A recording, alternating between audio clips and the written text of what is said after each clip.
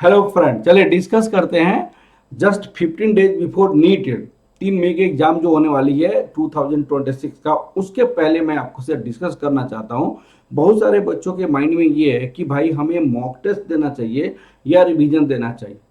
तो भाई mock test या रिवीजन, इसमें कंफ्यूज होने की जरूरत नहीं है। मैक्सिमम से मैक्सिमम आपकी आउटपुट ज़्यादा होना चाहिए, वो चीज़ें आपको सोचना पड़ेगा। बेटा बेटा आपको कंफ्यूजन होने की जरूरत ही नहीं है। आप अभी मत सोचिए कि मुझे फेल, मैं आपको 2026 के रेस में है या नहीं है।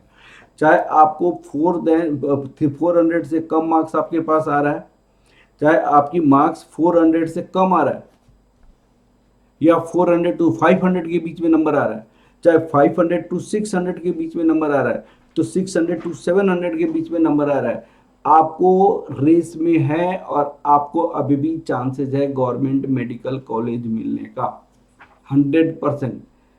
अब क्वेश्चन ये है कि बच्चों को क्या करना चाहिए।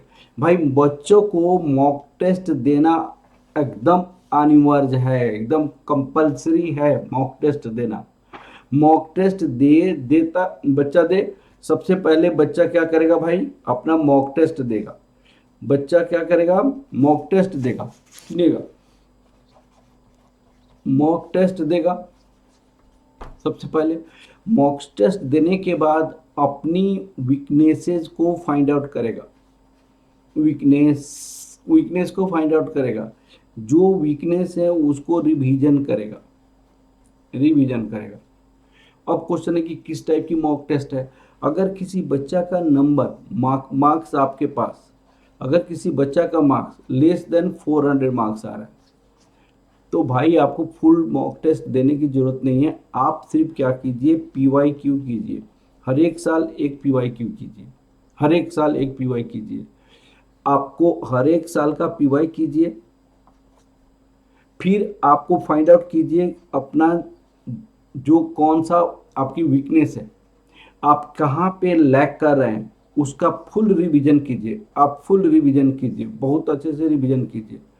पूरी जो PYQ है आपका, कितने साल का PYQ, आप 2015 टू 2000 आपके पास 2025 तक का PYQ, आप इस PYQ को 10 टाइम्स बना लीजिए। अब 10 टाइम्स कैसे बनेगा, आज से 16 दिन है, तो हर एक PYQ को अगर एक एक 3 PYQ आप बनाइए एक दिन में, और इसको टिप्स पे कर लीजिए। आप सिर्फ PYQ आप रट जाइए। अगर नंबर आपका 400 से लेस है, तो अगर मान लिया जाए आपका नंबर 400 टू 500 के बीच में आता है, तो गवर्नमेंट मेडिकल कॉलेज आपको मिलने की चांसेस है भाई। आप इस केस में क्या कीजिए, फुल मॉक टेस्ट दीजिए, फुल सिलेबस मॉक टेस्ट दीजिए। और full table syllabus mock test देने के साथ साथ आप बहुत अच्छे से स्टडी करने की कोशिश कीजिए। आप यहाँ पे आपको वीक पॉइंट को फाइंड आउट कीजिए, फाइंड आउट कीजिए। और वीक पॉइंट को फाइंड आउट करके उसको रिवीजन कीजिए। उसको क्या कीजिए, रिवीजन कीजिए। सपोज कीजिए 2 to 5 आप मॉक टेस्ट दे रहे हैं 2 to 5। सपोज कीजिए 2 to 5 मॉक टेस्ट दे, सबका अलग अलग टाइम पीरियड होता है, लेकिन फिर भी मैं आपको बना रहा हूँ। आपके पास यहाँ पे 5 बजे मॉक टेस्ट देकर तैयार हो गए। 5 to 7 2 घंटा एनालिसिस कीजिए। 5 to 7 क्या कीजिए, एनालिसिस कीजिए। हो सकता है कि ज़्यादा भी टाइम आप एनालिसिस कर सकते हैं, 2 आवर से ज़्यादा भी एनालिसिस कर सकते हैं। एनालिसिस के बाद हाफ एन आवर क्या कीजिए, आप रेस्ट ले लीजिए, हाफ एन आवर आप ब्रेक ले लीजिए। कुछ कुछ जो भी आपको माइंड को फ्रेश करता है उसको कीजिए। फिर आप जो एनालिसिस में आपको जो पॉइंट्स नोट किए हैं कि आपको कौन कौन सी पॉइंट्स पे आपको स्टडी करना चाहिए, उस पे क्या कीजिए, आप स्टडी कीजिए। आप तो मान लिया जाए 7:30 आप बैठते हैं, फिर से स्टडी 7:30 टू 10:30 स्टडी कीजिए, 3 आवर्स। इसमें आपने क्या कर लिया, आप बायो पे ज़्यादा ध्यान दीजिए, बायो की वीकनेसेस को रिमूव किया। फिर 11 टू मान लीजिए 2 बजे तक आप पढ़ते हैं, यहाँ पे केमिस्ट्री पे ज़्यादा ध्यान दे दीजिए। फिर आपको फिर आप सो जाइए। सोने के बाद सुबह उठिएगा। अब मान लीजिए 2 बजे सोने जाते हैं तो कम से कम 6 घंटा तो सोएंगे आप।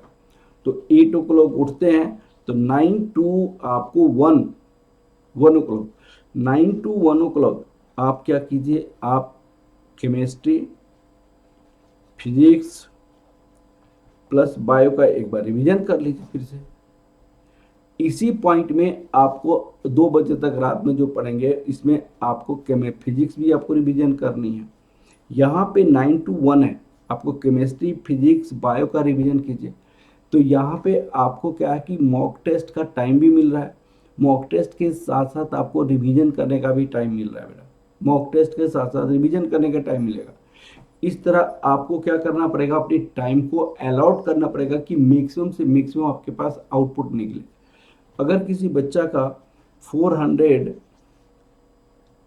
टू 500 के बीच में आता है तो वो वाला स्ट्रैटेजी, जैसे मान लीजिए कि बहुत सारे बच्चों को 500 टू 600 के बीच में नंबर आ रहा है, तो ये बच्चा क्या करेगा भाई, फुल मॉक टेस्ट देगा, फुल सिलेबस मॉक टेस्ट देगा।